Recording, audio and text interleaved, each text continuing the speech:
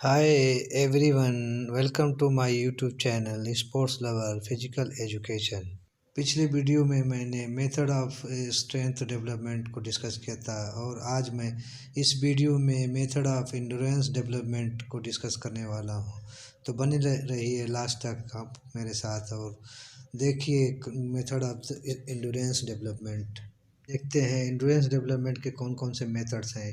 First है continuous method, second है interval training method and last है fartlek training methods. Continuous training method is one of the best method of improving endurance. In this method, an exercise is performed for a long duration without any break. In this method, the rate of heartbeat remains in between 140 to 160 beats per minute. The total duration of exercise should not be less than 30 minutes. For example cross country race. Continuous training method ये जो है सबसे best method माना जाता है improve the endurance के लिए, improving the endurance के लिए। और ये इस मेथड में जो है एक्सरसाइज जो है लंबे ड्यूरेशन में किया जाता है और वो ड्यूरेशन होता है बिना ब्रेक का, जिसमें जो है एक लंबे समय तक हम जो है भी परफॉर्म करते हैं एक्सरसाइज को, वो एक्सरसाइज कंटिन्यूस में होता है, कंटिन्यू होता रहता है बिना ब्रेक का। उसको हम बोलते हैं कंटिन्यूस ट्रेनिंग मेथड। और इस मेथड में क्या होता है, हमारा हार्ट बीट जो है कम से कम जो है 140 टू 160 बीट पर मिनट होनी चाहिए। और टोटल ड्यूरेशन क्या होता है इस गेम में, इसमें ट्रेनिंग में, तो इसमें 30 मिनट्स कम से कम होना चाहिए। जो ट्रेनिंग का जो है हमारा ड्यूरेशन होता है वो 30 मिनट्स कम से कम होना चाहिए। और इसके बेस्ट एग्जाम्पल क्या है, हमारे क्रॉस कंट्री रेसेस होता है जो हमारे इसमें इस गेम में जो है सबसे ज़्यादा हमको इंड्योरेंस की ज़रूरत होती है। तो ये क्या है हमारा continuous training method. Continuous training method के भी 3 मेथड बताए गए हैं और उस मेथड को हम देखते हैं क्या कौन कौन से। Types of continuous method, slow pace continuous method, number 2 fast pace continuous method, and last 3 number variable pace continuous methods. Slow pace continuous method, in this method used for cross country racer and increase aerobic endurance. In this method pace should be determined, duration and distance should be long. In this method the duration should be 60 to 120 minutes and covering of distance should be 15 to 25 kilometer. The rate of heartbeat should be 130 to 160 per minute. Slow pace continuous method, इस मेथड को cross country athletes के द्वारा इस्तेमाल किया जाता है और इस मेथड के साथ वे एरोबिक एंडोरेंस को इंक्रीज करते हैं। इस मेथड में गति को निर्धारित किया जाता है, मतलब डिटरमाइंड किया जाता है, निश्चित कर दिया जाता है, और ड्यूरेशन और डिस्टेंस जो है हमारा ज़्यादा होती है, लॉन्ग होता है। इस मेथड में की जो हमारी ड्यूरेशन है 60 मिनट से 120 मिनट तक होती है और गति को तय की जाने वाली दूरी जो हमारे 15 से 25 किलोमीटर तक होती है। इसमें हमारा हार्ट रेट जो है 130 से 160 प्रति मिनट के आसपास होनी चाहिए। कंटिन्यूस ट्रेनिंग मेथड्स के कुछ पिक्चर्स हैं जिसको आप देखोगे तो आपको इजीली समझ में आ जाएगा कि कौन कौन सी गेम्स हो इसके अंदर कंटिन्यूस ट्रेनिंग मेथड में आते हैं। फॉर द एग्जांपल साइकिलिंग और जो है हमारा क्रॉस कंट्री रेसेस, फुटबॉल हो गया, हॉकी हो गया, बास्केटबॉल हो गया, है ना, जो लंबे टाइम तक हम खेलते हैं बिना ब्रेक के, उसको हम बोलते हैं क्या, continuous training methods. Next method, fast pace continuous method. This method used for short distance race sprinters or medium distance racers do in very fast motion. Duration of the 10 to 20 minutes. The rate of heartbeats should be 140 to 180 per minute.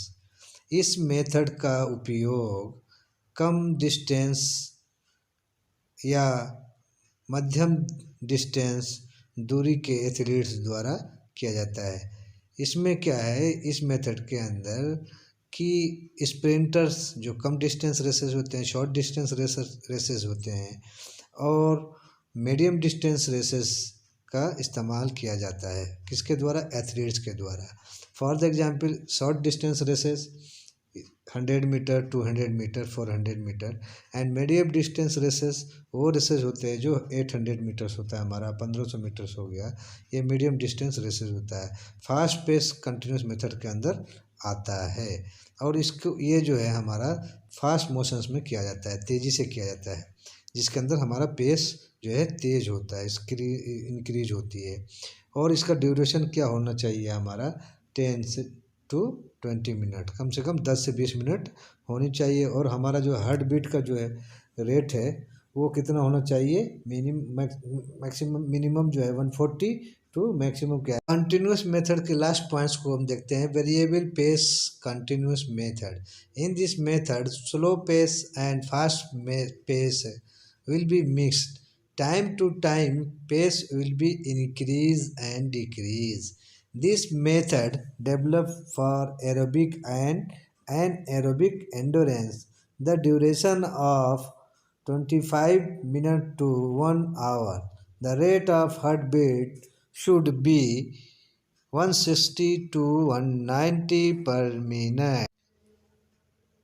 इस method में slow pace और जो है fast pace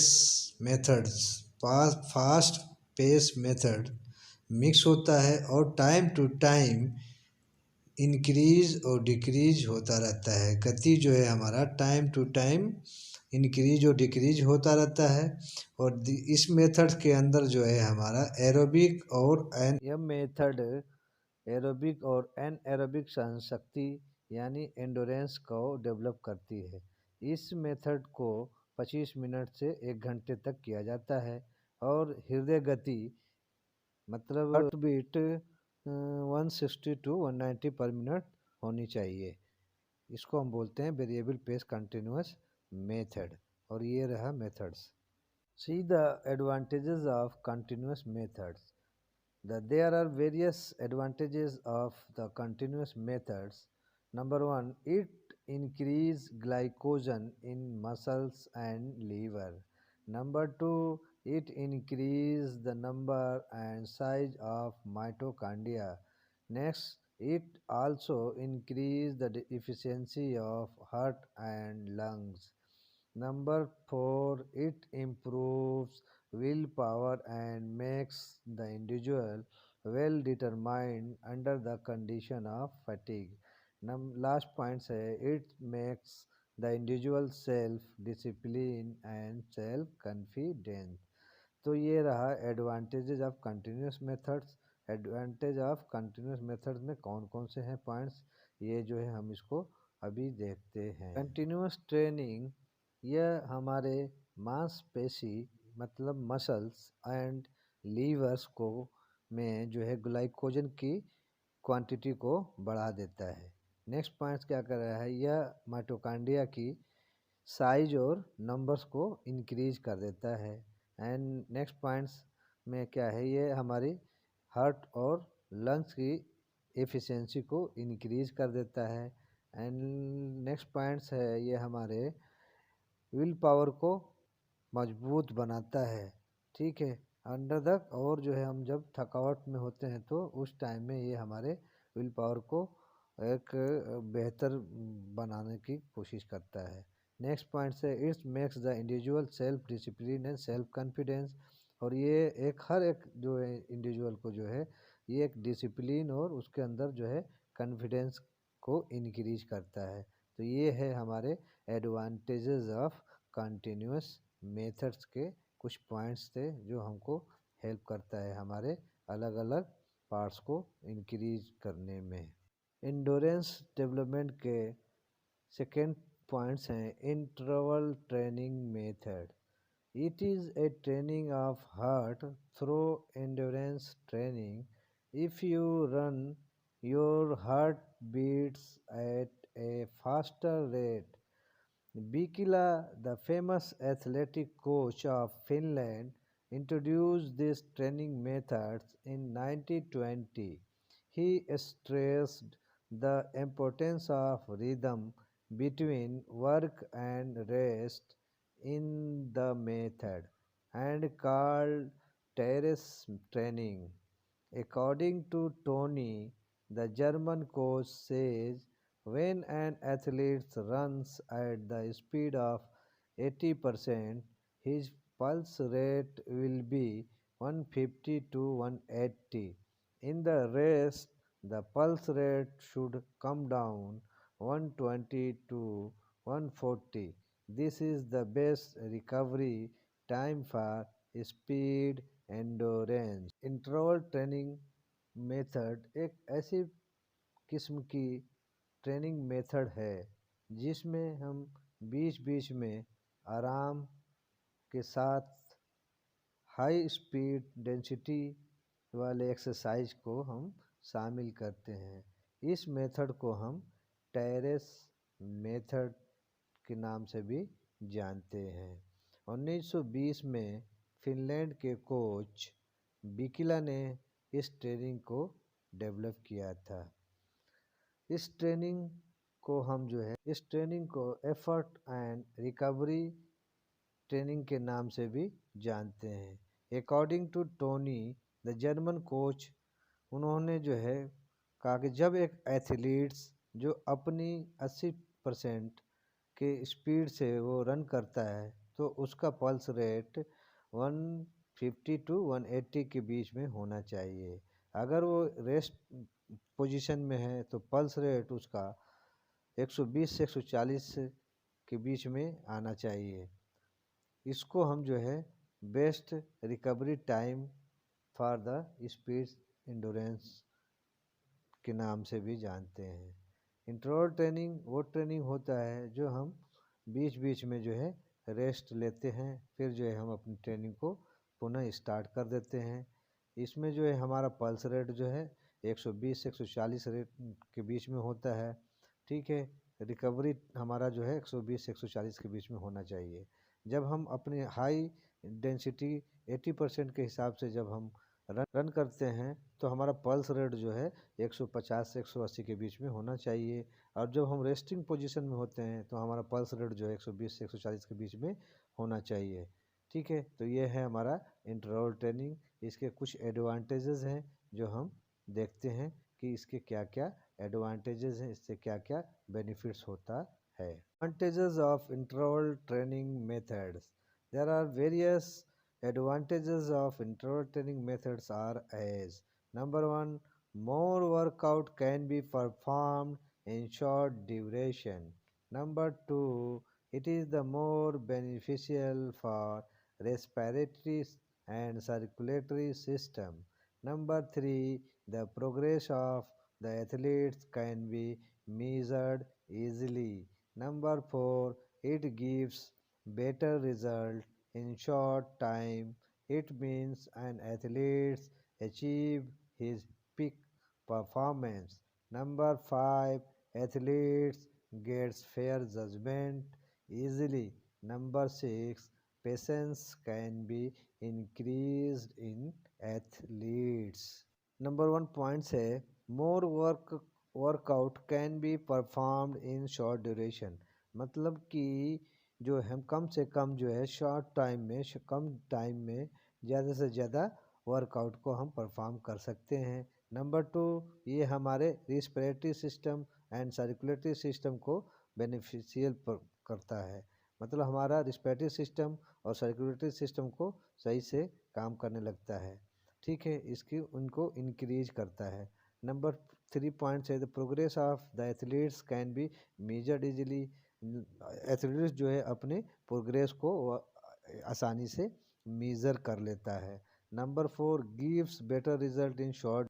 ये short time में ज़्यादा से ज़्यादा अच्छा रिजल्ट को अचीव करता है। जो हमारी परफॉर्मेंस होती है, जो हमारा टारगेट्स होता है, उसको हम आसानी से क्या करते हैं, उसको अचीव कर लेते हैं। Number 5 athletes gets fair judgement easily. और एथलीट्स अपने जजमेंट को जो अपना फेयर सिलेक्शन होता है, फेयर जजमेंट होता है, उसको इजीली आसानी से हासिल कर लेता है। नंबर लास्ट पॉइंट्स है number 6 patience can be increase in athletes. और एक एथलीट्स के अंदर एक पेशेंस डेवलप करता है। जो वो उसके प्रोग्रेस को इम्प्रूव करता है, उसको उसके टारगेट्स को अचीव करने में ये जो है हेल्पफुल होता है। तो ये जो है हमारे advantages of interval training methods हैं। Through the pictures interval training we can easily understand the last points of the endurance development methods. Fartlek training methods. Fartlek method is also used for developing endurance. It is variation of continuous method. The word fartlek is Swedish word means speed play. In this method, pace or speed is not predetermined या pre-planned, so it is left up to the individual. In 1937, started by Gösta Holmer, a Sweden coach, this training organized to the surroundings, hilly rivers, forest, muddy roads, metal road and grassy ground.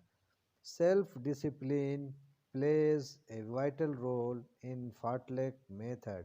The rate of heartbeat ranges between 140 to 180 per minute. The minimum duration should be at least 15 minutes.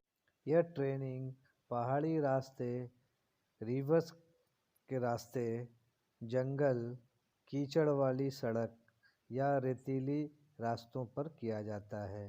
फार्टलेक में speed में बदलाव पहले से नहीं किया जाता, इसलिए इस मेथड में दौड़ के साथ साथ कुछ व्यायाम भी, कुछ एक्सरसाइज को भी शामिल कर सकते हैं।